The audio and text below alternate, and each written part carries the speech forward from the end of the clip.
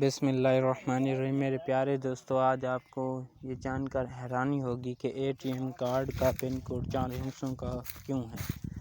اس کی وجہ جاننے کے لیے آپ کو یہ ویڈیو پوری پڑھنی پڑے گی۔ آپ کو یہ جو لکھی ہوئی نظر آ رہی ہیں تحریریں، یہ آپ کو پوری پڑھنی پڑیں گی، تو پلیز اس ویڈیو کو پورا دیکھیے۔